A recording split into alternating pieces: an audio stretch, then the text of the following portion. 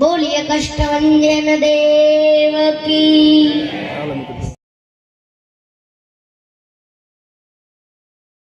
सत्य सनातन धर्म की। भला आवाज नहीं आवतो। जय जय श्री राम।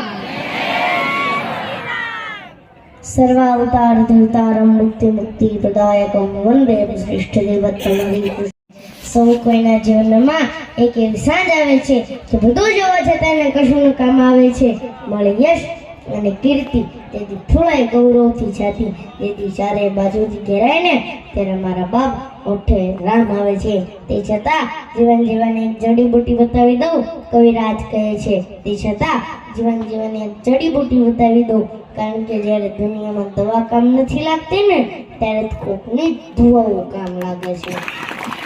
સુખ નથી 5 સ્ટાર હોટલમાં, સુખ નથી દારૂની બોટલમાં, સુખ નથી રૂપિયાના ટોટલમાં, સુખ નથી ચીકણીની ડબ્બીમાં, પણ સાચું સુખ છે શ્રી હરિની છબીમાં।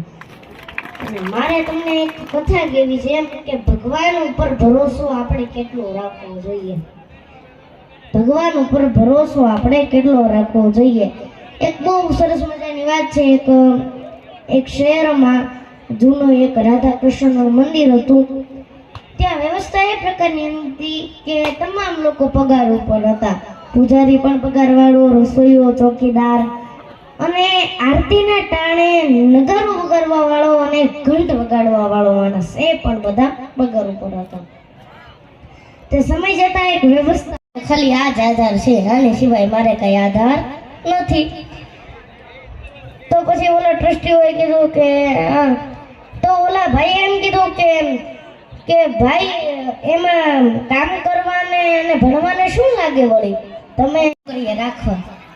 એટલે એમને એક પછી એક બોલાય। એમાં એક ઘંટ વગાડવા વાળો હતો, એને પૂછ્યું કે ભાઈ તમે કેટલું ભણ્યા? તો કે હું કાંઈ નથી ભણ્યો।